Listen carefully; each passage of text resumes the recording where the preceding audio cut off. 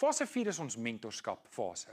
Hier wil ons vir jou oplei om 'n mentor te wees. Nou, 'n mentor is eintlik maar net 'n sekulêre manier vir 'n Christen om 'n disipel te wees. Want dis wat mentors is. Mentors is mense wat ander mense help om beter te word in wat hulle is. In hierdie geval wil ons mentors aanstel, manne en vroue wat diep gelowig is, lief vir die Here is, om ander jonger gelowiges te leer bid, te leer leef vir die Here. En ons wil graag jou help en jou as te ware inplug in hierdie stelsel, in hierdie 21 tree, wat ons jou kan amper recycle om vir mense wat op fase 1 en fase 2 is, te help om geestelik te groei. So sien, hier het ons julle op hierdie fase al klaar opgelei om weer terug te ploeg in die koninkryk van die Here. So dit bring ons by die 14de tree. En dis betrokkenheid, vlak 3. Hier is jy 'n onderleier, jy neem verantwoordelikheid, jy help met die organisering en die koördinering en jy neem saam met 'n leier beheer oor 'n bediening.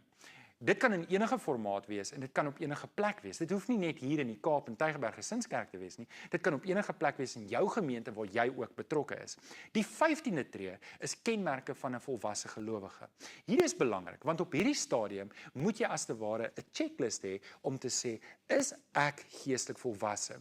En in hierdie studie gaan ons in 9 studies kyk hoe ek jou gaan uitdaag om seker te maak net, is ek besig om geestelik te groei? Wat is die kenmerke en hoe ontwikkel ek hierdie kenmerke? Onthou, my persoonlikheid is wie ek is, daarin kan ek nie verander nie, maar my karakter moet ontwikkel. En dis ook deel van die vrug van die Gees. Die 16de tree wat ons moet neem is mentorskapontwikkeling.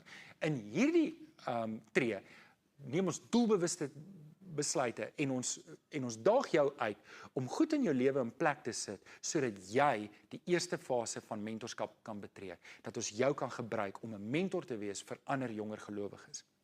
Dit bring ons by die ontdek 401 en dis die 17de tree wat ons neem.